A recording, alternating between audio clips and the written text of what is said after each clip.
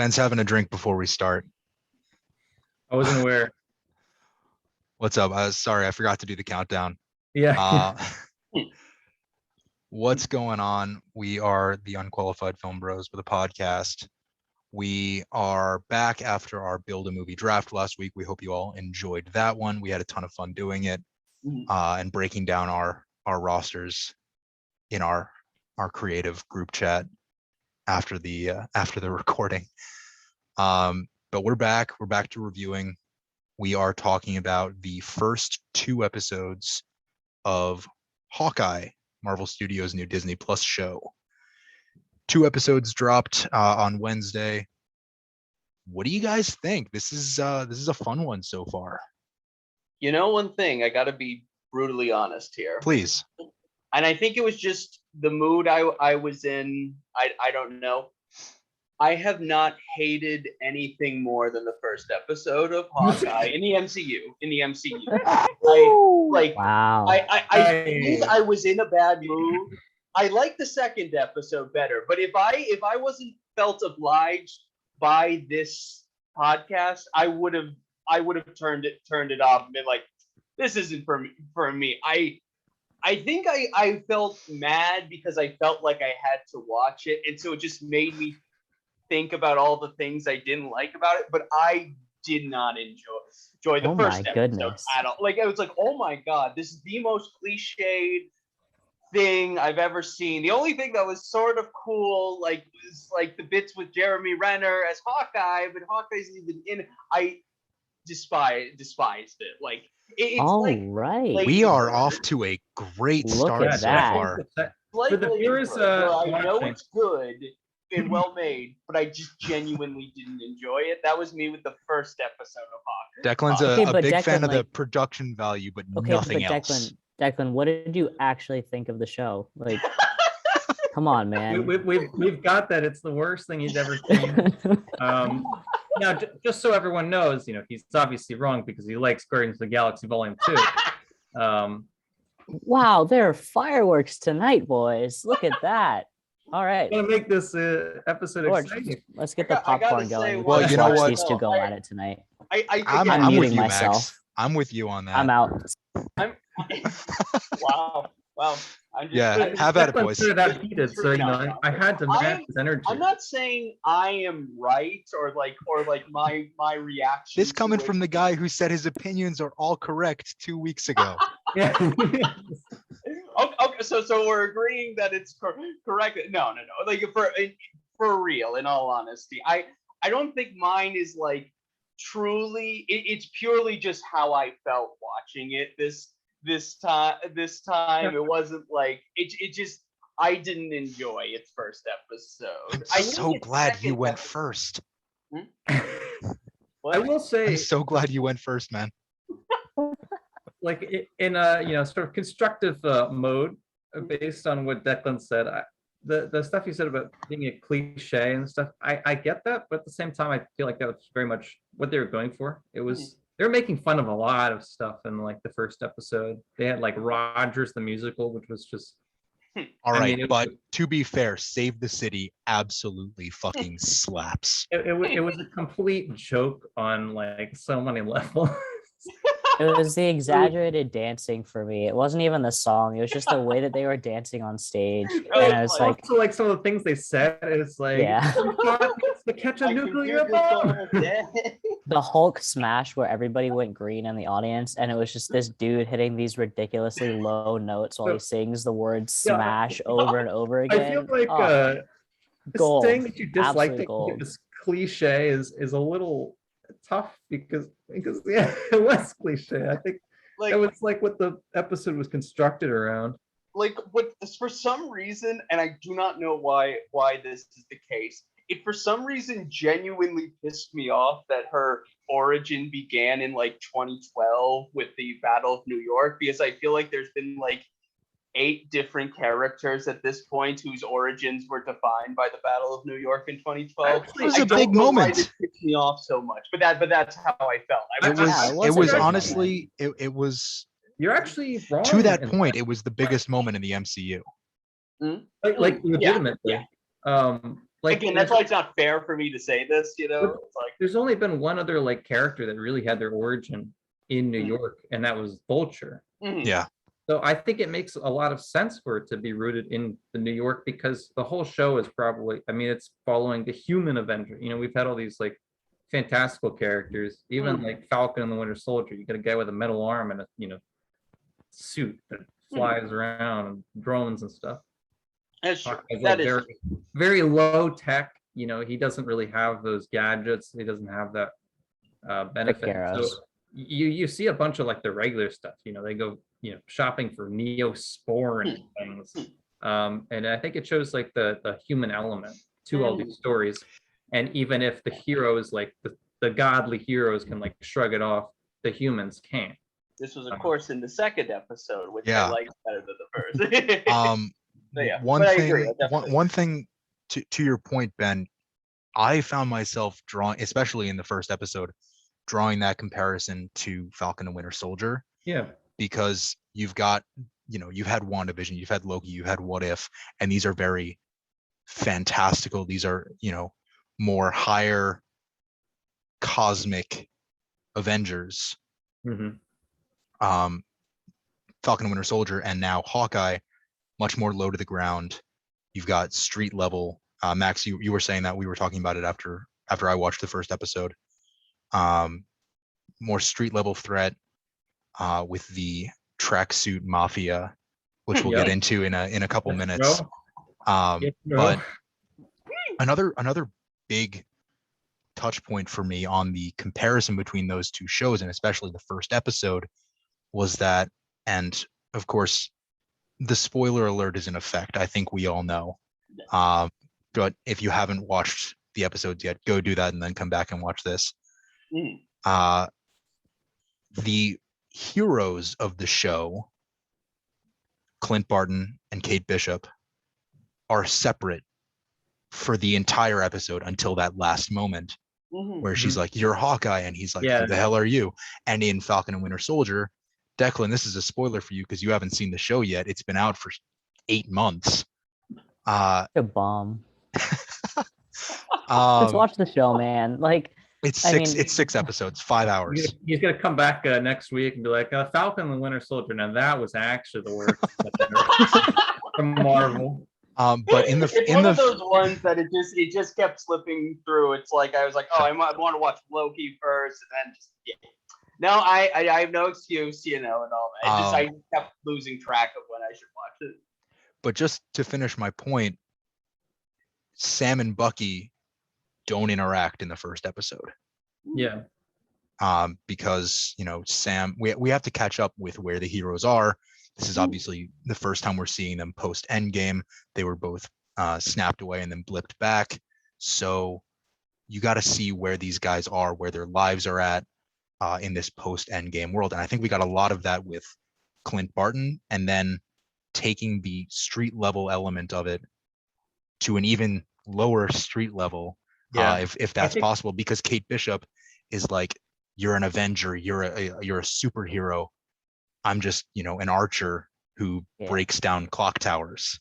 Yeah, there's that mysticism even surrounding the most human of Avengers, Exactly. Hawkeye, that she has, where she talks about, "Oh, are you gonna take me to your safe house, or like where we go? You're gonna stash me away?" And like using all of these quintessential Age of Ultron for the win. Yeah, there you go. But it's very much centered around like her own vulnerabilities as a human, and still being able to look up to like the lowest Avenger or the weakest Avenger. Even cleaning up her own wounds. He's like, "This is how you do that," and she's like, "You know, you're a superhero, but you got these wounds." And it's like, I don't know.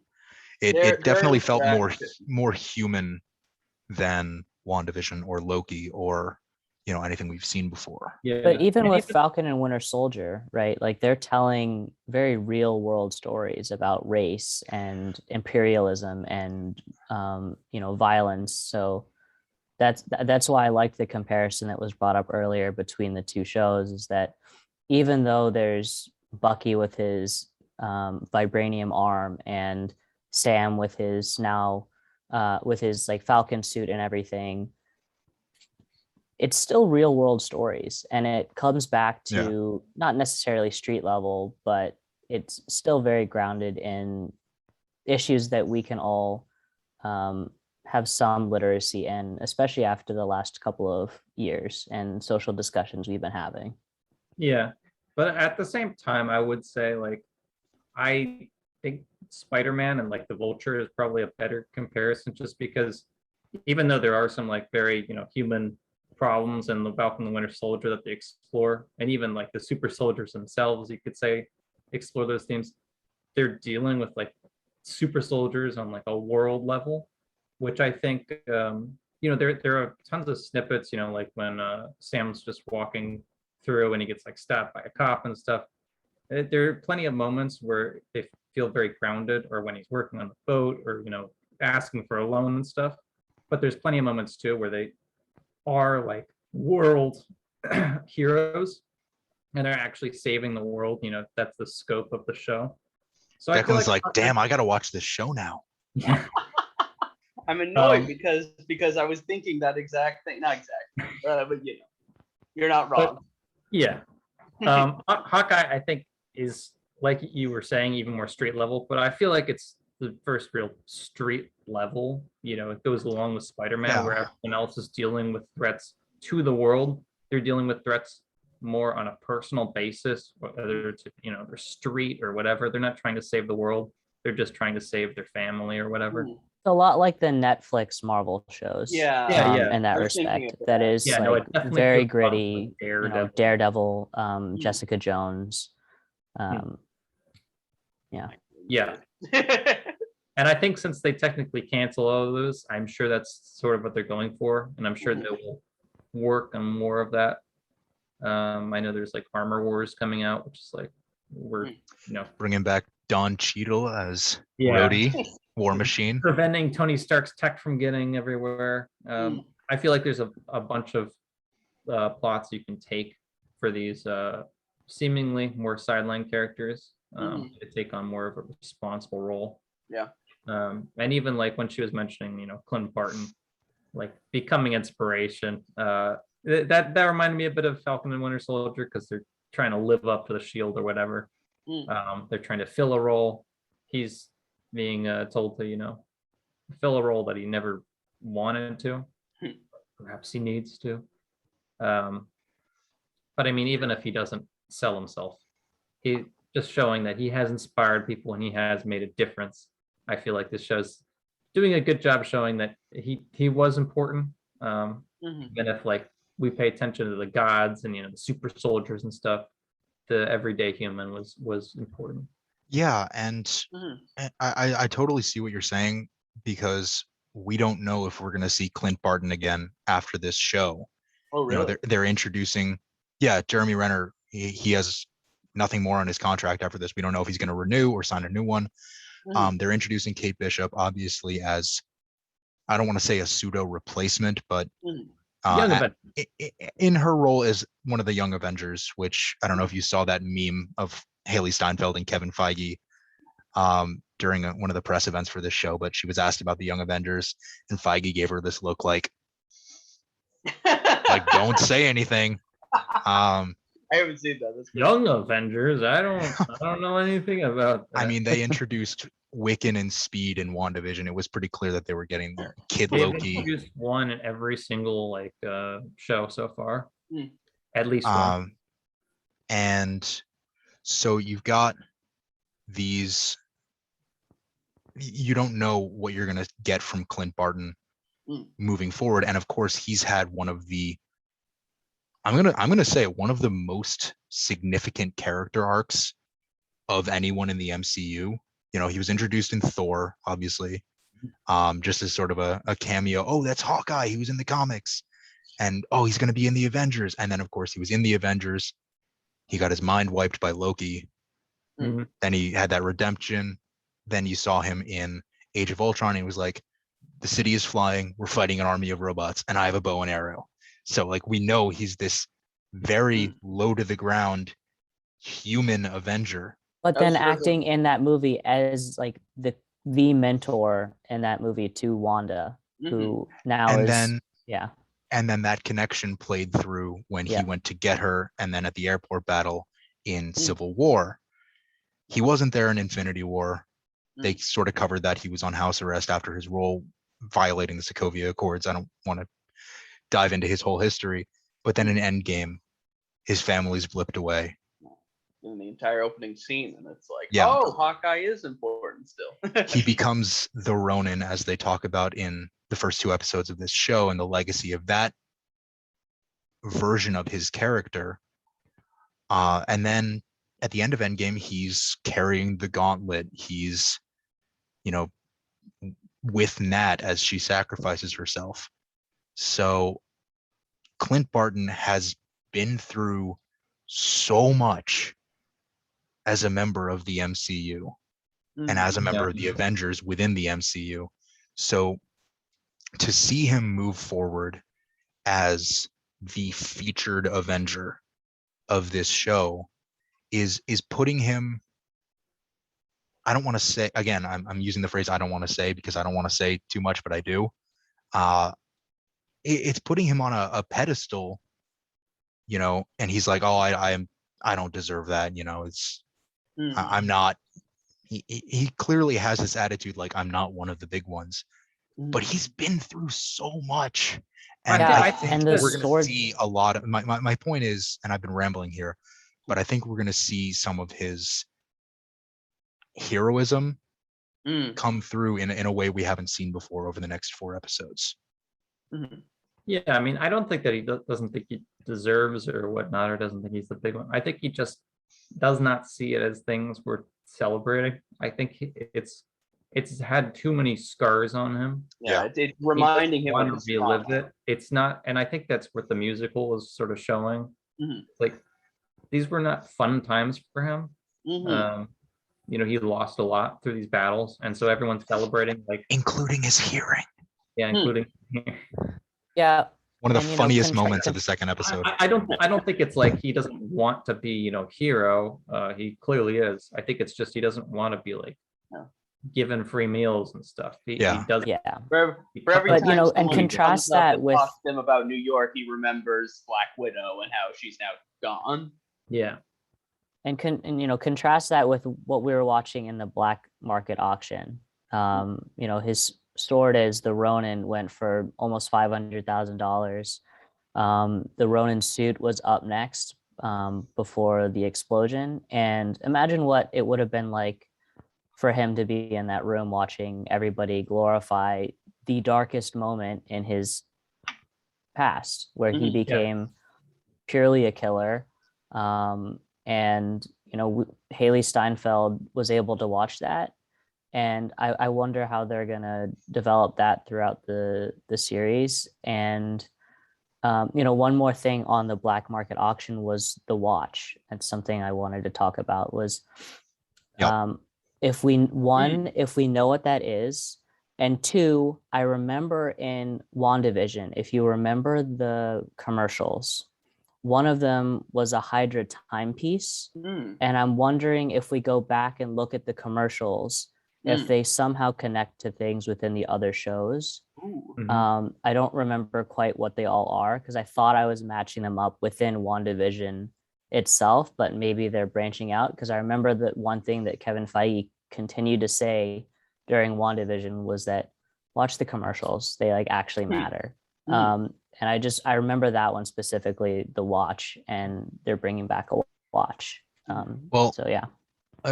It's funny that you mentioned the WandaVision commercials, because I hadn't thought about them in a while since the last time I watched the show, which was probably 3-4 months ago by now.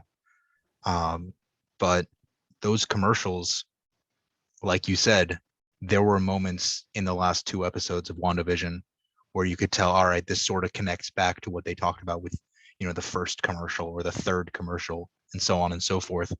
But you're right in that there are commercials from that show in universe that have not been paid off in a way that I've noticed so far. So it's a good theory to watch the watch as feel a It potential was reference what to the that. tracksuit mafia was after. Yeah. And they found it. The guy found it before the pizza dog, my favorite character, the pizza dog. Lucky. I wonder. Started. I wonder who Yeah. this character is going to be. I feel like there's obviously more to it, and all that. I feel like it's gonna be. This is how Harry Potter and the MCU commingle and are interconnected, and that's officially Sirius Black in the MCU. Oh my gosh! Wow. Also speaking of people appearing surprisingly in this, I gotta also and the auction scene. I gotta give Better Call Saul. shout out to Tony Dalton being in this series. His appearance in the first episode was one of the few bright spots for me in what was otherwise just misery for me. Seeing an actor from Better Call Saul in this, and was like, oh, finally. But then again, in the second episode, he continues to be fantastic. I loved his fencing scene with Haley Stein. That was a great scene. That was brilliant. Have Really you all well seen? done and revealed a lot about his character. Yeah. Have you all seen Hot Fuzz? Mm-hmm. Um, That was fantastic. So I every time that he was on the screen, all I kept thinking of was another Dalton, Timothy Dalton's character. What is it? Ever his name's Skinner. Yes, Skinner. Yeah. BF or not BF Skinner. No, that's a real person. That's a psychologist. Yeah. Yeah, I can't remember his first name, but every time he was talking, it just that comical, evil, oh, I don't know anything. There's that one moment where he's like, I'm a slasher. You have to stop me. Of savings. Yeah, so great. It's Timothy Dalton's performance in that is fantastic. I really got that vibe from Tony Dalton playing Jacques Duquesne. Who, I know who he is from the comics. Yeah. The names rang such a large bell, but I couldn't quite place him. Who is? It's a really crazy idea. So he's obsessed with swords. He is one of the monikers of the swordsman. It's owned by a few people, but he's one of the main ones. So yeah, he likes swords. Hey, he does have like swords. That's his thing. Yeah, that's his thing. In the comics, he has a relationship with the formation of Clint Barton. So I'm curious to see if that pays off. That I can't really tell what their background is from the show. They just seem shady, like him and his uncle, who I think is probably killed by him. It kind of alluded to that. We don't know that yet, but the signs point to that. I'm thinking, the mom a little shady too. She is there's something going on. She's up to no good. Yeah, there was something about her performance that it just lent around her. Yeah, it lent itself to suspicion. Oh yeah. Not quite in the same way that Kate is suspecting Jacques of killing his own uncle. I mean, Jacques is comically evil. Right. But you're right so in that the mom is suspicious in that Kate and Clint can't really trust anyone but themselves at this point. I mean, Also that it's Vera Farmiga, who of course is of lots of fame, but has played Norman Bates's mother on Bates Motel. So that's kind of the energy I was also getting off of her. recently brilliantly portrayed Livia Soprano in Many Saints of Newark. Right. And that is again another kind of similar role actually, now that we think about it. Yeah, she's a psychopath. She's got 4 more episodes to lean into that.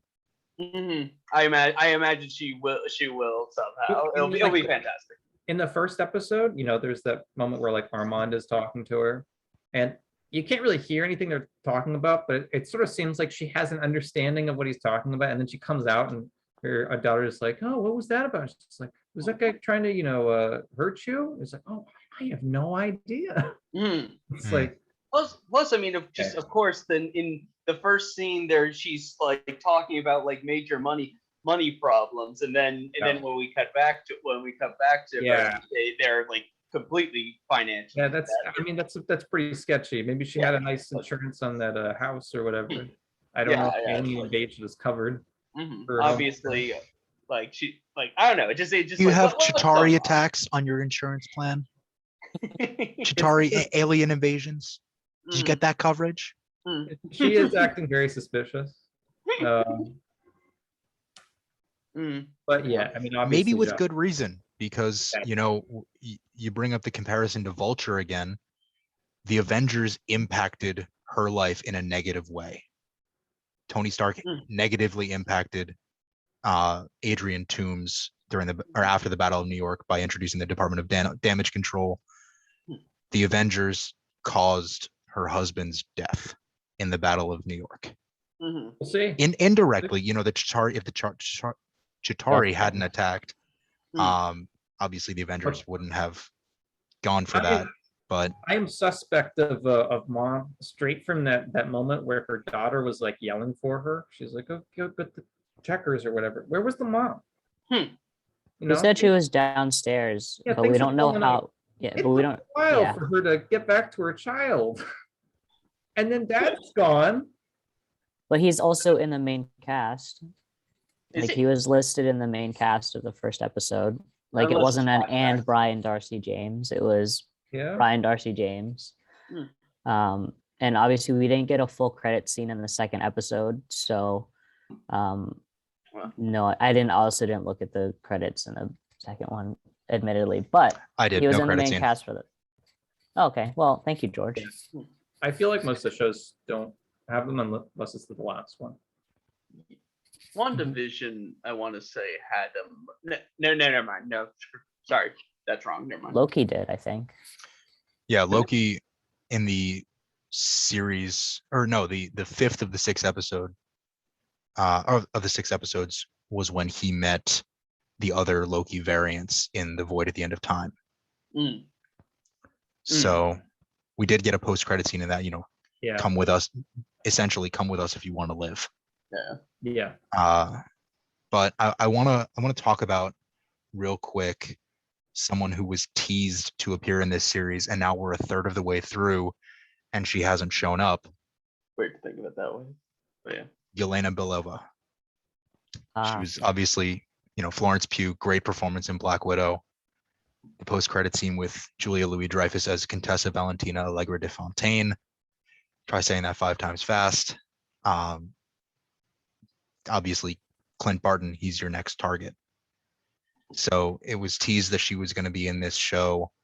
I don't recall the specifics of it, but I think she confirmed that she was going to be in it, or Feige confirmed.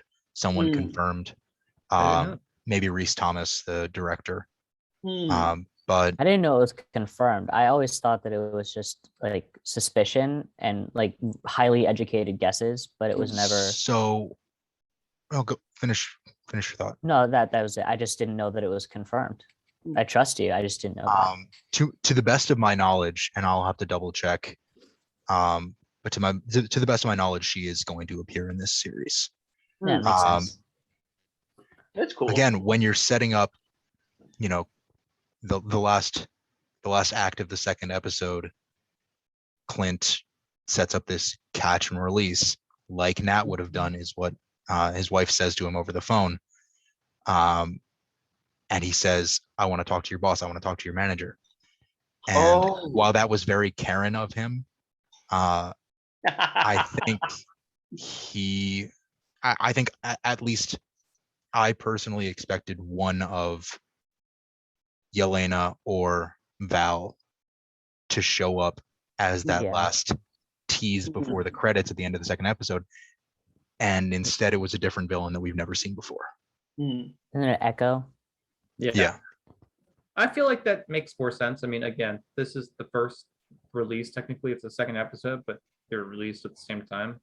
You don't want to tease something like that, that early. I feel like that's like a mid, episode thing. Also, Contessa could still be involved. Like she could be the one sort of pulling all the strings above Echo, and then Echo's the sort of the leader of the tracksuit mafia, but Mm. Great there's name. so many different levels. I hope they and, shy yeah. away from having something like that because Yeah. I think it's very refreshing just to have a very low, like street level again. I like agree. Mhm. So, Yeah, right. like I you don't agree. want to like You just don't need a mastermind. Yeah. You don't need No. Kang, whatever. No, you don't. so I they agree. might do Ben, I'll a- buy you a steak dinner if Kang the Conqueror shows up. Dude, he's gonna show it in some way or another. Maybe like the Kang Corp or something, right? It's Q, all E, N, G. connected. Contessa but- is a Kang variant. It's Oh my confirmed. God. They're actually all Kang variants. You can't It's just hard to say find- that, Max. Oh my God. That would be wild. Oh my gosh. They're all Like, variants of Happy Hogan. The Yes. first two like what else? Selena Meyer variant. These first two episodes were necessary for establishing the character of Kate Bishop, and if you try to just throw in too many characters, it takes Yeah. away from that. Yeah. No, I I hated feel like That's fair. it's very centered around but you know, Kate. Yeah, if you're throwing in too many like high profile people, especially like someone who's just been in the Black Widow movie, mm, it takes away some of like the spotlight from the character that it should be on, which is like mhm. Kate and their relationship. So yeah, Especially because of how big of a star Florence Pugh Oh, became yeah. after. I mean, like she was already a star from Little Women, but her profile blew up after her performance in Black Widow, and with Also good good reason. She was But fantastic in that film. yeah, she would absolutely overshadow the entire show if she showed up in the first two episodes. Entire debates would Yeah. all the debates would be like, oh wow, it's like she's back, and all. Because that. it would Like, be that's what- it would be Yelena versus Clint, and this, as much as he's a part of this show, and I think is sort of first build, and first, I think his name comes first, in the credits, but it's gonna be Haley Steinfeld for the foreseeable future, and having that conflict sort of roll off Mhm. and not really develop without, it just wouldn't work. Mhm. Final thoughts on the first two episodes of Hawkeye? Declan, give it a grade. I Give the two episodes a grade. yeah, combined. the first episode of Hawkeye, I would give a D-. It's purely my opinion, not actual its quality, just how I felt about it. The second one was much better. The relationship between Hawkeye and Kate Bishop actually saved the series from the abyss, and I started actually somewhat enjoying things and all that. The bitter taste in my mouth of the first episode is still there. I'd give it like a solid like B to B plus, I would say. I will say, though, there are some episodes like for shows like this, for miniseries, though some episodes are better than others. Even for like a large arc like Breaking Bad or like Sopranos and stuff. I feel like you can't judge it from like one episode because the relationship needs to develop and stuff. So I'm gonna save. I think we should grade it at the end. Like That's fair. for the entire series, just to see what we think of the overall arc. Because so far, like all the Marvel shows, have been an overall arc. There's the theme in each episode, but it's like them building up and then dealing with whatever. But there's more of like a show arc rather than like an episodic arc. Yeah, that's true. It's more of a mini series, really. These MCU shows. And there's only 6 episodes. Exactly. Yeah. It ends on the 22nd of December, so it really is a Christmas show. Yeah. Oh yeah, that is. You can tell another that from thing the I credits of the enjoyed. first episode. Oh yeah. Yeah, it's how the Christmas vibe from it. Even the first episode, I felt like it had a nice Christmas vibe to it. Well, even in episode 2, when Clint and Kate go to the pharmacy, he says to the cashier, "Merry Christmas." Yeah. You got this countdown that he's reminded of when he talks It's gotta with be his the family. 20th, It's like right? 5 days until Christmas. 19th, Yeah. 20th. So I think the episode the series starts on the 19th when it's at Rogers the Musical. Yeah. About a And week. Max, you had a fun Oh connection yeah. for Yeah. Rogers. So Oh. I noticed how the poster was yellow and Rogers was silhouetted, and so Oh, were yeah. all the other characters, and it made me think of Hamilton, It's which a of trillion course is percent. the quintessential all American musical on Broadway, and that um, this is the version that they're bringing into the MCU. So this Oh, is yeah. their Yeah, Hamilton. no, I'm pretty sure it was like half a joke on Hamilton too. I'm Oh, pretty Oh yeah. yeah. Oh yeah. sure when Has they to have been. like Only the across last the name, street one or word something, I'm musical. pretty sure Hamilton was playing. Wait, that's actually hilarious. So like I'm highly confident that it was like a joke on that. Because Oh, yeah, like, if the I All would, American, Steve Rogers. I would Born on eat the 4th of July. baseball cap if they said it wasn't based on Hamilton or something Yeah. like that. I would eat a baseball cap on screen here. Yeah, no. All right, I'm gonna well, go find we got that on video. Yeah, so- I'm gonna go like- find an article saying it's not based on Hamilton, and then we'll Like, have how, that for like you the next if you have the episode. director goes like, I've literally never this heard one. of Lin-Manuel Miranda Hamilton? or Hamilton, and I just created Rogers from my mind. Oh my mind. goodness. I will eat a baseball cap. It really Well, seems like You heard it something here first. that one of the Curb Your Enthusiasm like seasons should be focused around is him producing this musical. It really felt like a Larry David musical. So yeah, Rogers the musical was very fun as a musical theater fan, but also as an MCU fan to see, oh, the Avengers, they're singing and dancing. That's fun. Yeah. But yeah, in terms of my final thoughts on the first 2 episodes, it did feel a lot like Falcon and Winter Soldier in the first episode by having us meet this new character, but also catch up with Clint, see where he's at, spending time with his family, obviously, after they were gone for 5 years. But then to introduce him into the story. And then I think the second episode, which I'm excited about for the rest of the series, is we got to see that relationship sort of start to develop between Clint and Kate, not to mention that fantastic sequence when Clint was LARPing, which I really enjoyed. Just to get the suit back. It's just to get the suit. You can kill me right now. I got a lot of tag Jeremy Renner out of Clint's role in this series. There was even one moment, and I told Max this. There was one moment when he does the catch and release with the Tracksuit Mafia, and he's like, "Hello, boys," and it's the exact same inflection as he greets Ed Helms and Jake Johnson and John Hamm and Hannibal Buress in one of the first scenes in Tag. So Tag is one of my favorite movies of all time. So that was a fun moment for me. Jeremy Renner's a classic physical actor in the modern day. It did feel a little bit like he joined up with the Kate Bishopness of it all and like getting involved in the plot a little too quickly in the second episode. But again, that's explained away by saying he had to get the suit back. He wants to make sure that his past doesn't catch up with this new person who's now involved. Yeah, and I think that's more of it is like a guilt. He's a very guilty character. Yeah. And so he doesn't want that to like fall this random girl who happened to like piss off some people by wearing a suit. So I feel like it makes sense for his character, and that he just wants to protect people. That's always been his character, protecting the people that he cares about. Also, Kate even if doesn't know that he was the Ronin yet. Yeah. No one does, other than No one does. Other than Laura. Yeah, his wife. Yeah.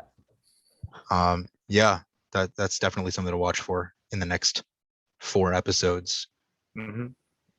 And seeing if his daughter finds out too. Oh yeah. Yeah.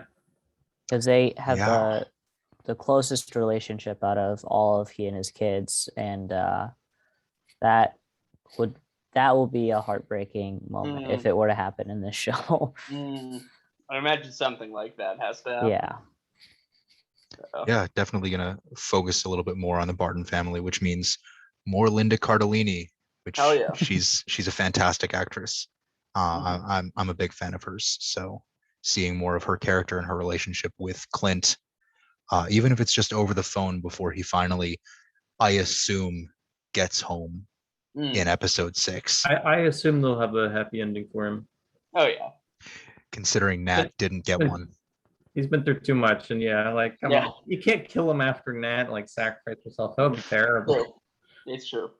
Yeah. So the first 2 episodes of Marvel Studios Hawkeye are streaming now on Disney Plus. We got 4 more weeks of episodes dropping every Wednesday at 3 a.m. Eastern, midnight Pacific, which is tough on all of us because we have to wait until we wake up Wednesday morning, while the West Coast gets to watch it before bed on Wednesday night or Tuesday nights. First 2 episodes are streaming. Obviously, the rest of our episodes are streaming on YouTube. Different level of production value, but we hope you stick around with us. It's close. We've got some exciting stuff coming up in the next few weeks. Obviously, the big ticket item at the end of the fall, start of the winter, right around Christmas time, we're going to be talking about Spider-Man No Way Home. So definitely get excited for that, because I know I am, and I'm sure the rest of you guys are too. So you know our thoughts on Hawkeye, the first 2 episodes. We want to know yours. Hit us up on social media. Hit us up in the comments. We will be back next week with more Unqualified Film Bros. Until then, happy long weekend, because Thanksgiving was yesterday. Happy Thanksgiving. Happy Thanksgiving. Good night. Good night, you guys.